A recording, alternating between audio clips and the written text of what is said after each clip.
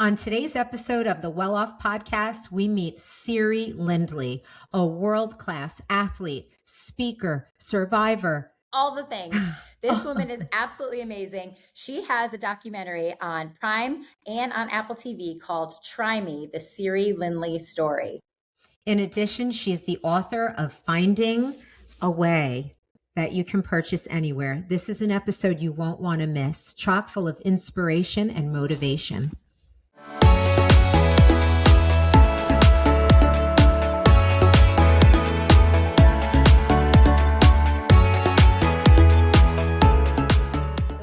Today on the Welloff Podcast, I am so honored to have our guest with us. I had the pleasure of hearing her speak in person in February, and I was so moved that I reached out to her and I said, Gina, we have to have her on the show.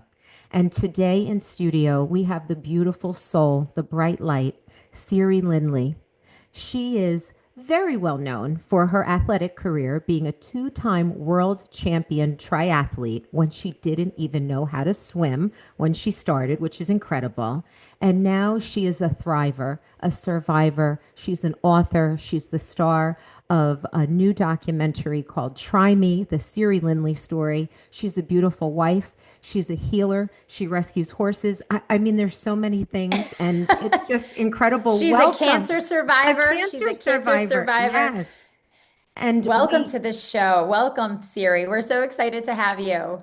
I am so excited to be here with the two of you because knowing what I know about the two of you, you are extraordinary humans. So that's so sweet. I'm like, wait, she's saying like we're very important. I'm like, girl, no. You have a documentary on Apple and Amazon Prime, and you're kind of a big deal, Siri. And a book that sits on my nightstand. See, I don't feel like a big deal, so I appreciate that. One thing I do feel is just so incredibly blessed to be alive. It's a miracle I'm alive, and I don't take that lightly. I live my life now just feeling the sense of responsibility that all I want is to bring good into the world and to touch lives and make a difference. So I don't feel like a big deal. I feel blessed. I feel very blessed to have this life that I... It is. You are really amazing. And one of the things that Tara and I usually kind of do a little chatter before our interview, but to our listeners, we had a little technical difficulties. So we're jumping right in. But, your first question that you ask in your documentary is, what do you want? And what is the one thing that you want in life? What is so important? And I love how you lead into that. Let's talk about that. I just think that is, it's kind of, for me, been the filter through which I run every decision through, even a small decision, which is actually a big decision, like, what do I focus on right now? What meaning do I give what's happening to me? What action do I take? What do I believe that's going to support what I want most? I think when you know what you want most, and I'm not talking, your greatest purpose in life, I'm talking about, for me growing up and through college, all I wanted was freedom, freedom from my anxiety, my fear, my self-doubt. All I wanted was freedom.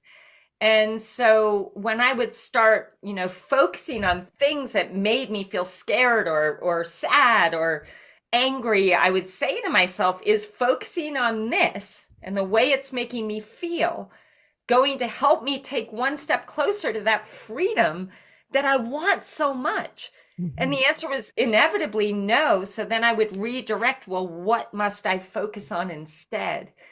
And fast forward to conquering AML, where I had like a 5% chance of surviving. And we definitely need to dive. We need to dive into that. And Gina, you've been there. Yes. And for our listeners, that's acute amyloid leukemia. Okay. Acute myeloid leukemia. Had a genetic mutation, and my only option was 2 clinical trials. Mm-hmm. But then it's like, what do you want most? I wanted to live. Mm-hmm. Yeah. And so again, it goes back to when you know what you want most, then every decision you make, you need to run through the filter of, will this help me get what I want most. And if the answer is no, then what must I believe instead? What must I focus on instead? What meaning can I give this? And it kind of just helps you stay aligned with what matters most to you. It's a great question. But we want to start from the beginning. Yes, yes, so much to unpack. And one of the things that really resonated with me hearing you speak in person, reading your book, watching your documentary was, how impactful your childhood was and how those traumatic childhood experiences shaped you. And I'm a firm believer, because of the work that I do in the field of mental health, is I watch people come full circle. And I'm not going to give it away, but when I watched the last scene of your documentary, I sobbed, because I'm in that space right now where the parental relationships and the parental presence has finally come together in my 50s. So I'd love to hear your take about what moment in your life did the trauma of childhood become fuel and a blessing versus a curse? Wow, such a beautiful question. And I'm teary-eyed knowing that you're having that experience now. It makes me super happy. I think I've always adored Tony Robbins. He was a mentor of mine and has been for the last 30 years probably. And I remember once he said something and it changed my life forever. He said, "What if life is always happening for you, not to you?" And it made me reflect on some of the hardest things that have happened in my life. And in this moment, you can all think of the hardest things that you've been through in your life. And instead of looking at what that took from you, or, oh, I have abandonment issues. I used to blame my father, who had, cut me out of his life when he found out I was gay. And I blamed him for my abandonment issues and my lack of self-worth and all these things. But what I failed to look at is all the extraordinary things that I had achieved and who I had become because of that pain. Right. And so I started looking at it as, what if all of this was life happening for me? I'm so proud to be the woman that I've become. And I know that that didn't come from all my joyous moments. Who I've become comes from the hard stuff. Yeah. From the hard stuff. And so everything that you saw in the film, those pains, as hard as it is when you're going through it, I think you ultimately, if you're willing to find the gift in it, and I know some people are probably like really pissed off when I say that, how can I find a gift in this, horrible pain? But there always is one. There was a gift in fighting, AML, the hardest thing in my life. So I think that moment, probably about 20 years ago, when I decided to believe that life is always happening for me. So even when being given a diagnosis, it's like, okay, well, what is this here to teach me? What is this here to strengthen within me? What is this here to guide me to? And it was at that point where I had finally found everything I ever wanted, a love for myself, love of my life, a mission and a purpose. And I would pray to God, like every day, I hope that one day I can help guide others to this freedom, because it was freedom that I feel. Please, God, help me find a way to help others. And then I got diagnosed. And so I truly believe that diagnosis came because through that fight, I would become the woman that could help others find their way to freedom or the best version of themselves. And I think it's the kind of belief that makes you feel good, not bad. So why wouldn't you believe it? Sure. That's amazing. Yeah.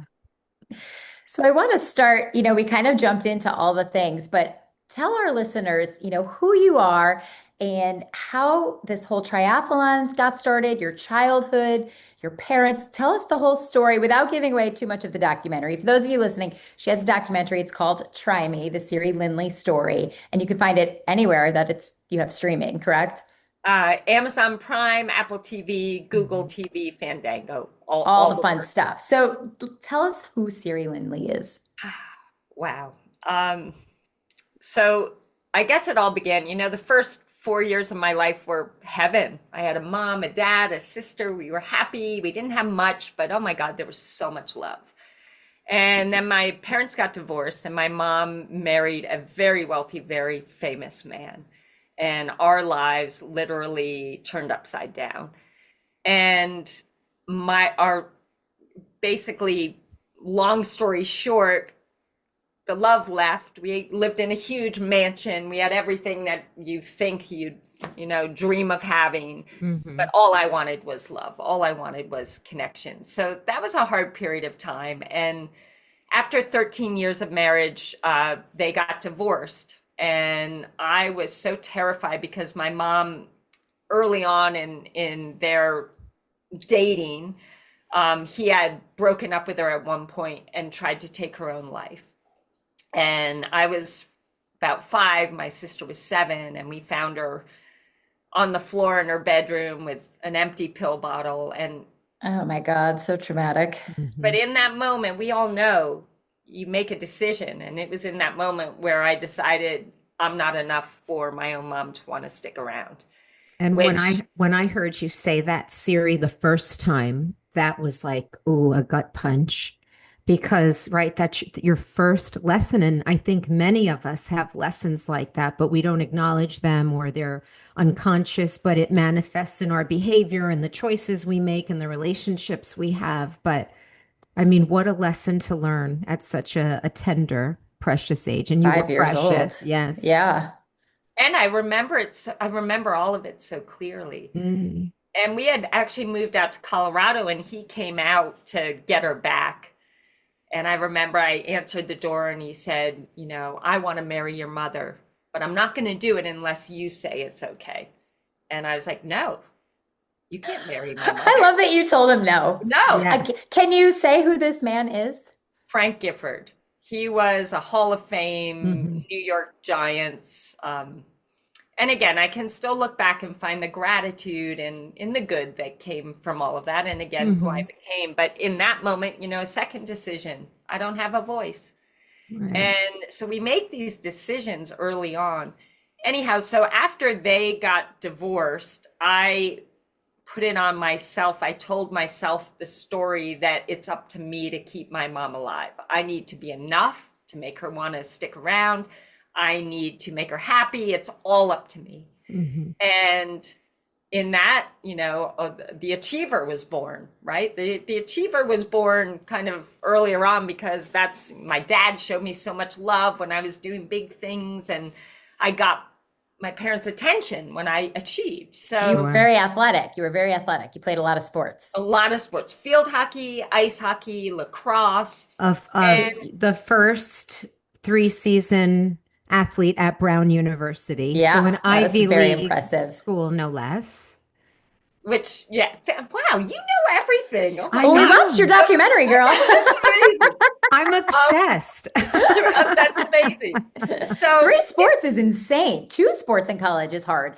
3, I can't even imagine. So know this, that too was born in pain, because sports for me, I had overwhelming anxiety. I had OCD that was flicking lights on and off for, 30 minutes, washing my hands to get some horrible thought out of my mind. Like, I felt like a crazy person. And the only place where I became free was on the sports field, because it was in those moments. If you're a great athlete, you're not thinking about the mistake you made in the last 5 minutes or the mistake you might make in the future. A great athlete is just laser focused in what can I do in this moment now. So that was my freedom. And that kind of helped me through college. And the biggest thing that changed in college for me, I started following Tony Robbins, who was only like a 19-year-old or 20-year-old. And I read his first book, and there was one line that said, "Where focus goes, energy flows." Yes. So simple. But I started thinking to myself, like, I am so miserable. I'm living in fear. When I'm not on the sports field or studying, I'm just like feeling like I don't know if I can show up another day and pretend everything's okay. And but then I realized life is up to me. Right. Like, your life is up to you, plain and simple. And for the first time in my life, I felt totally in control, because I realized that I'm living this story of pain because of what I'm choosing to focus on, and the meaning I give who I am, my identity, my beliefs.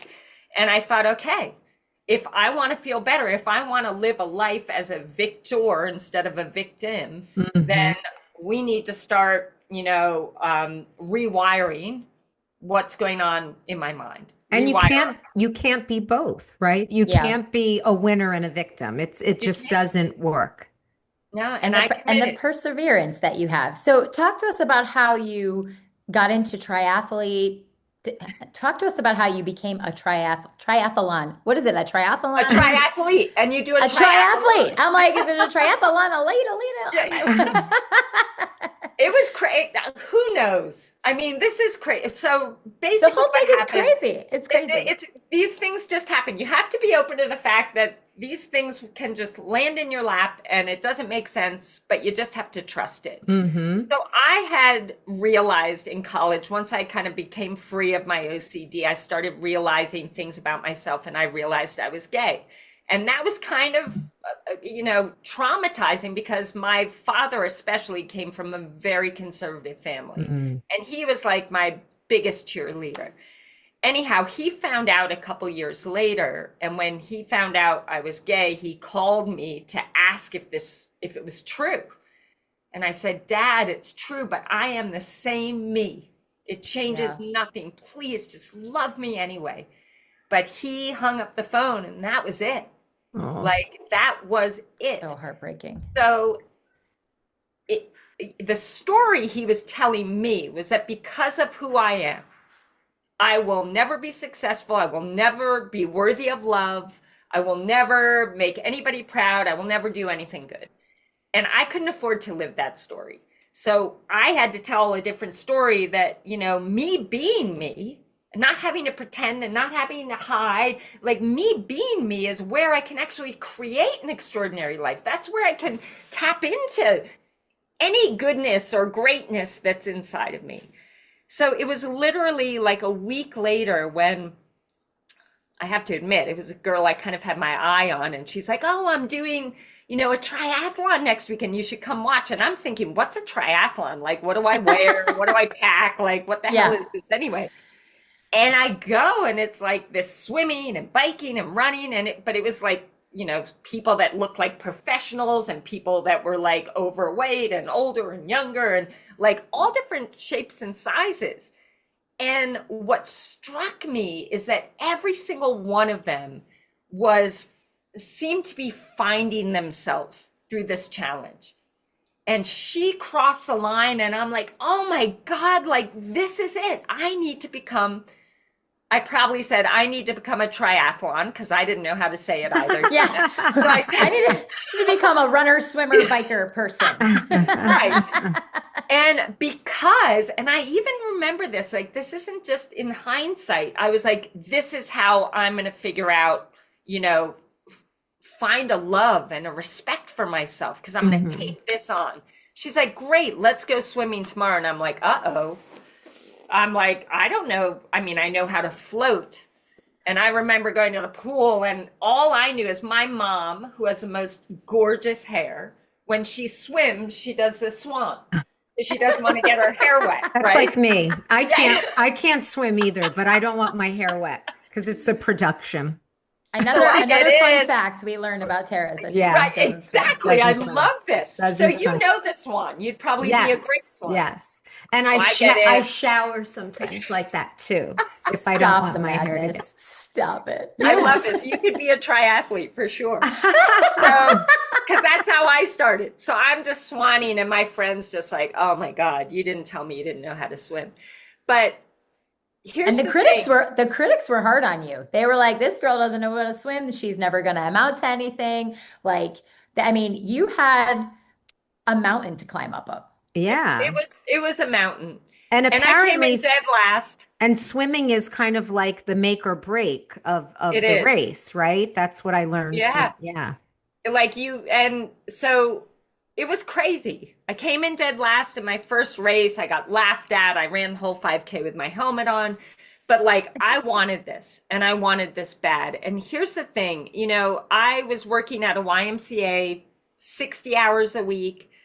I started training before work at 5 a.m., training during my lunch hour, training after work, day after day after day, even though I sucked. And people would laugh. They're like, Siri, first of all, you went to Brown University and this is what you're doing with your degree. And secondly, you suck. But here's the thing, like week after week, month after month, and I'm like immersing myself in the sport. I'm training 5-6 hours a day. I'm modeling the best in the sport. I didn't suck anymore. And it's a reminder. I want to remind all of you that like, at what age do we decide that if we're not good at something right away, that we don't do it at all? Like when we were kids, and we're 6. learning to walk, we fall on our face, we hit our elbow, we get bloody noses. That's right. But we keep going until we walk and then we start running. It's like, at what point do we decide we must have to be good at something if we're going to do it? It's so true. Yeah. So that's where it all began.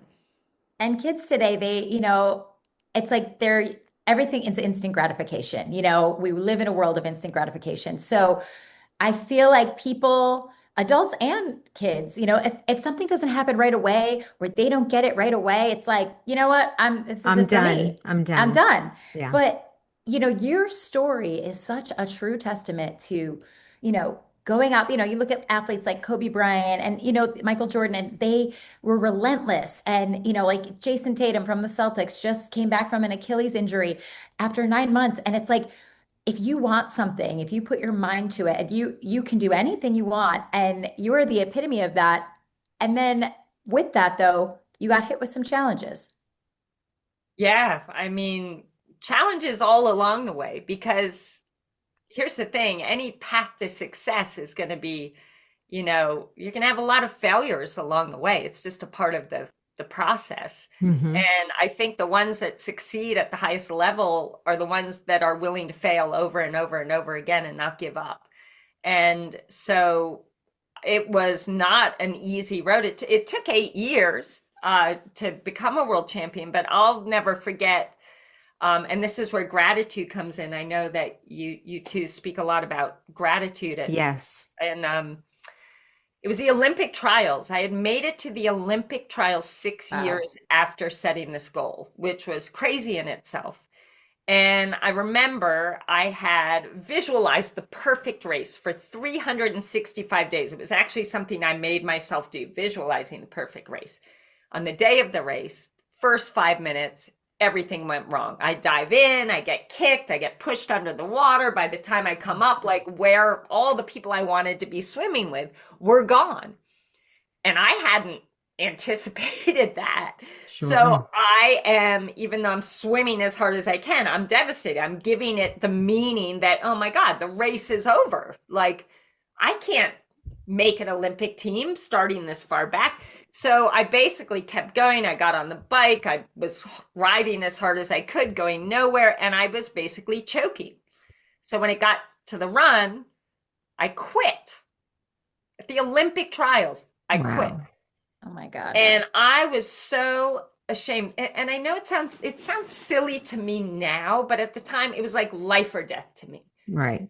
Now it seems silly, but I get it. So I fell into this deep depression, and similar to what I remember from Brown University, 20 years earlier, 10 years earlier. And I thought to myself, like, how did I get out of this space then? Because we all have proof. We're all still here. Yes. So we all have proof that we can get out of a bad space. Yes. And I remember that it was changing the way that I looked at things, changed everything for me.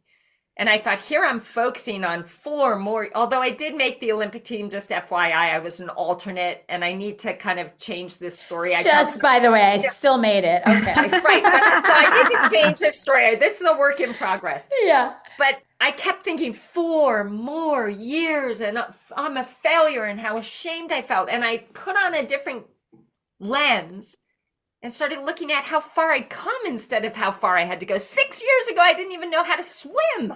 Like, Right. this is a miracle. Bananas. It's bananas that you didn't know how to swim, and then you became a world champion triathlete. But what a story. And I mean, everything about you, Siri, is what we are intentional about delivering on the podcast. You know, we want to provide inspiration. We want people to believe that their dreams are achievable. We want people to know that you can overcome illness, anything, and get to where you need to be. And you just are like the whole package. You've got it all going on. Thank you. You truly do. And I mean, to think about, you know, so many people get stuck in what happened to them and can't get past it from childhood. And you did that.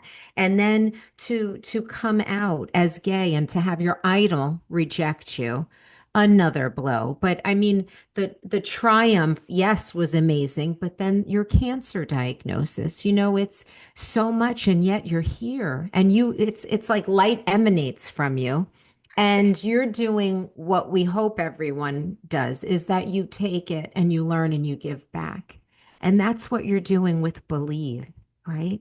Yeah. Thank you. Yeah. Thank you. I mean, this means the world. And I just, to affirm what you're saying, it's up to us. Like, you know, I share that Olympic trial story, but in that I learned, you know, it's again, what are you going to focus on and what meaning will you give? Because my greatest triumph started out the same exact way. You know, bad swim came out way back, but this time, instead of focusing on how far back I was, I focused on how fit I was. And I gave it the meaning, like, this is an opportunity. Let's see how hard we can go and see how close you get to the front. Just by changing the focus and the meaning, I showed up differently. I showed up ready to just, you know, play like I had nothing to lose, and gave it everything I had. And on that day, I became a world champion. Like, it's the difference between what we feel is a total failure and the ultimate victory, all is determined by this, and that's in your control. Yeah. And that lesson really prepared me. And actually, horses, because I'm sure you both know the power of horses as teachers and as healers. And they are a reflection of us. They mirror us. And in their presence, we can learn how to shift, you know, how to kind of resolve our feelings and pay attention to them, so we can shift how we're showing up, to shift the dynamic with the horse. Siri, how did you get involved? Like, how did you discover that horses were healing for you and then start delivering it to others? You're not going to believe this again, but again, it like fell into my lap. And I think one of the things I'm grateful for is that I have this trust that when something happens, it's like, okay, God or universe, okay, whatever this is, let's go with it. But it was out here in Santa Ynez, California. I was out here for a weekend or a month trip with my wife. She was training. I was writing my first book, and every morning I'd take the dogs for a walk, and there'd be a horse at our turnaround point. And I'd never been around horses, but this horse, every day, you know, I'd spend time and I'd pat her nose, and she'd start unzipping my jacket. She was super cute. I would leave, and I felt this calm, this clarity, this inspiration. I'd go home and I'd just write for hours. And so when we left Santa Ynez to go back to Colorado, I remember stopping in this horse store. And my wife was like, what in the world are you doing in a horse store? And I come out with a cowboy hat on. And she's like, oh, you idiot. Like, where are you ever going to wear that? And I said, I am manifesting having a horse one day. Oh. And literally 2 weeks later, I realized that right down the road from where we lived, there's a horse rescue. Rode my bike in there, signed an intention to adopted a horse. And this horse, Savannah, if you can see her over my shoulder, She absolutely changed my life. And the impact she had on me, horses are the masters of presence, right? You know, the kind of presence that deepens relationships, that enhances your performance because you're dialed in, and most importantly, the kind of presence that guides you home to your truest self. Yeah. Which is always that beautiful, most powerful version of you. And so in this, like, she changed my life, and I got online once and said, hey, why am I rescuing a horse? And this video came up, and it was the most horrific thing I'd ever seen in my life. You can't unsee that. That night, I stayed up all night, legal Zoom, created Believe Ranch and Rescue, our nonprofit. And that was 10 years ago. We've saved over 405 horses from abuse. Oh my God, that's amazing. And they heal humans through equine therapy. We work with they people do. with cancer, first responders, PTSD, and it's an absolute privilege. So God, in your documentary, you know, there's a lot of footage of you facilitating a group. Do you do that regularly? Wow. We're trying to do it more and more. I also kind of travel doing keynotes and coaching workshops and stuff.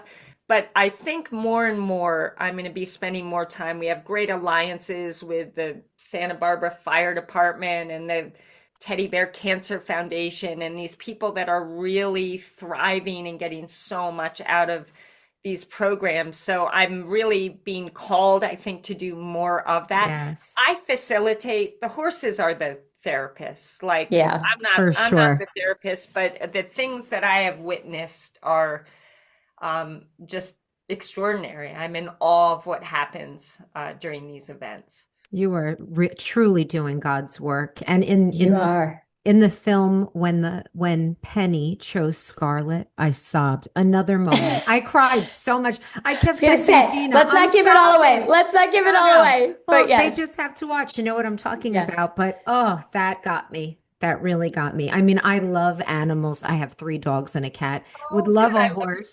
So I know how therapeutic animals can be. You know, they have no ego. They're just love. And it's just so beautiful, the work that you're doing. Thank you so much. And they really teach us that unconditional love, which I think also translates to how we love ourselves, which I think for most of us is a work in progress, is learning how to love yourself as you would your most beloved. And that's a big piece for me as well. Siri, I want to talk to you about your cancer diagnosis. So, you know, we're both cancer survivors, and you're at the peak of your career, you know, doing these triathlons, and then you're about to go for a procedure. You get your blood work done, and you find out that you have cancer. Yeah. Oh my God. I went in for a hip replacement. I was now coaching athletes at this point in time. And I was just feeling extra tired. I turned 50, and I thought, I guess this is aging, you know? Right. But it was like exhausting, and went in for a hip replacement, and they said, I'm sorry, we can't give you a new hip. You need to do further testing. And after a couple of days, they came back and said, you've got acute myeloid leukemia and a genetic mutation. And really, you know, we have 2 clinical trials and I'll never forget the day, actually. Like, my doctor called, I put him on speaker, my wife, Beck, who you both met, standing beside me, and he's telling me this diagnosis in this tone that's like, you're going to die. And my wife is just tears flooding. She's wailing. And the story they were telling me was like, this is the end. Yeah. And I wasn't willing to, because how do you show up? Let me ask all of you listening, like, how do you show up when you think that something is the end? Do you like go all in into finding a way and making it better and making it succeed and not letting it be the end? No, like, if you think it's the end, it's just like, okay, like, Why bother? Right. Like, I knew that I had to give this an empowering meaning, because if I didn't, I wouldn't win. I wouldn't win the fight. And that's when, as I looked at my life and how I had everything I had fought for and dreamed of and desired, it's like, okay, this must be here to equip me to do what I want so much, which is now that I've found my way, I just want to help others find theirs. And in giving it that purpose, in giving it an empowering meaning, it led to me doing everything in my power to conquer it. So things like, asking yourself the question, and this was during COVID.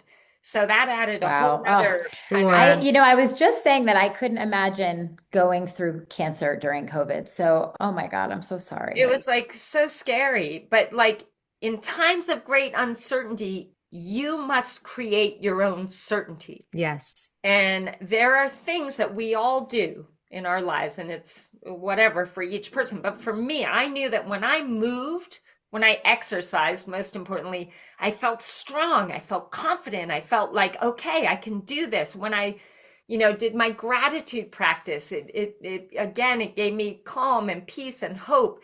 So you want to think about like 3, 4, 5 things that you do that always give you energy, make you feel strong, make you feel confident. And in uncertain times, do those things every single day to show up as the best version of you for this fight, right?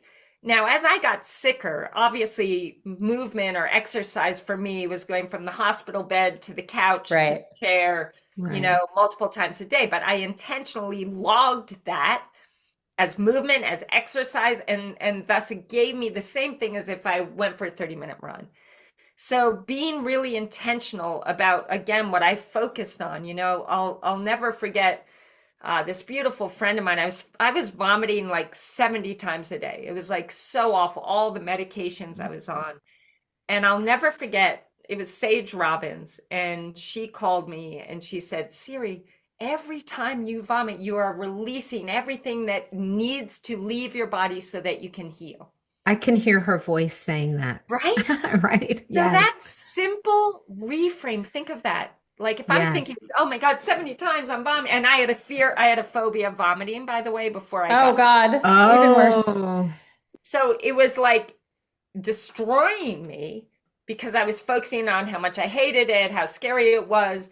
And then that simple reframe gave me the energy to actually feel good about it, or to not be okay with it. Be okay with it. Yeah. Yeah. And then having that compelling future. And I'd love to hear your story too, Gail, about how you did it. But Gina, sorry. Oh my God. No, it's Gail. Okay. Gina. I'll oh my God, Gina, you're a total, I don't know where Gail came from. That's okay. But Gina, I don't know if you did this, but having that compelling future, I moved into the hospital because I was there for a very long time, and I had vision boards on every inch of my walls, like reminding me of what I was fighting for. And I also, no matter how sick I got, I would lie in my hospital bed, I'd close my eyes, and I created this vision of running my favorite mountain trail and using all 5 senses to make it feel like it was actually happening, the warmth of the sun on my cheeks, the smell of the wildflowers, my wife, cheering me on. And I would see myself getting to the top, celebrating being cancer-free. And this is like, even in the days where it was like really sketchy whether I was going to be around or not. Same vision, same everything, every single day. And it was a year after my transplant where I ran that favorite mountain trail. It was, I'm not kidding, the wildflowers, the sun, my wife's voice. You manifested it. You did. Yeah. Our souls have vision. We have to have a vision of what it is. We have to see it, feel it, taste it. Your mindset is your superpower. Yes. That's right. To quote Alistair McCaw. That's right. And gratitude. Gratitude, and I think, is everything. What can I appreciate? I had health insurance. I had doctors fighting for my life. My beautiful sister and an umbilical cord donated their cells to give me life. Like, focus on what you have in even the worst moments, and that's gonna, allow you to have a higher energy, which is gonna see you succeed more likely. Right. And that was so my important. God. We Siri, could talk to you. I know. We could talk to you all day. Let's just spend a week. I want to. But I mean, in truth, and how do I say this? Like, in all honesty, but it is truth. You are incredible. Like, you are just this. extraordinary being and clearly are here to be a voice and a teacher and a light for others to find their way. And because you're so extraordinary, I know you're going to have an extraordinary answer to this question. Yes. Pressure. But first of all, thank you. I mean, I don't know You, that I deserve that, but it oh, you means so much. do, you So do. thank you. But your Thank you. humility is what makes you even more beautiful. You know that you just keep doing it and it's just you. It's just the essence of you. It's not about an agenda or any type of gain, and that makes it even more special. Yeah. So I think here's the what you question. see in me is in you, though, as well, because I feel that from the two of you, and I just want to thank you for that. It's really beautiful, and I feel like this is such a gift. Time is so precious, and to have spent these moments with all of you has been just the ultimate Oh, gift. we could not be more honored. Truly. And I just, we're being listened to in many, many countries. It's like close to 100 countries. So it's like to know that all those people get to know who you are and hear your message. And our whole mantra here is if one person is better or touched by something they heard here, then our job is done. But to know that it'll definitely be more is even more spectacular. So the magic question is, we ask everyone, is what does well off mean to you? Mm. Well off to me means just living your best life in every moment, no matter what's happening. In the worst of times and the best of times, it's living in that place of love and gratitude. I've had a lot of difficult moments after conquering AML, and one of them being my sister taking her own life last May. Oh my Even God. in that, yeah, I know. Even in that moment, though, my point here is not to go there, but my point is to say that even in the worst moments, it is remembering what an absolute gift it is to be alive and to be able to experience it, whether it's good or bad. We all, or some people can often live life as if we have unlimited tomorrows, and we just don't. Like, there are no guarantees, but we do have this moment.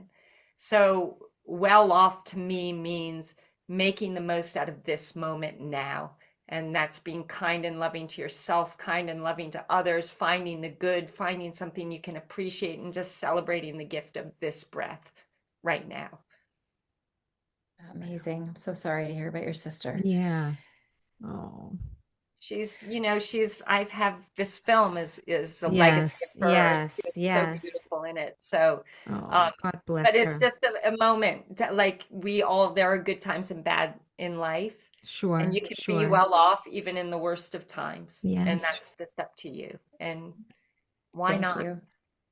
So how Well, can our listeners find you and watch your well, we told them how to watch your documentary, but how can they find you?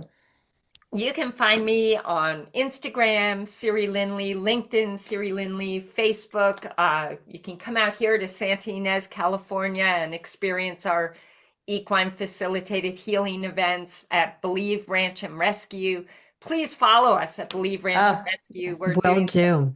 amazing work, and I hope to see the two of you out here anytime, any day to experience the magic of these beautiful beings. They are just I would blessed love and to. amazing I would souls. love that. You might not get rid of me though, because I've never been to California, so I need to go. oh, yes, we need You to need get to out there. go.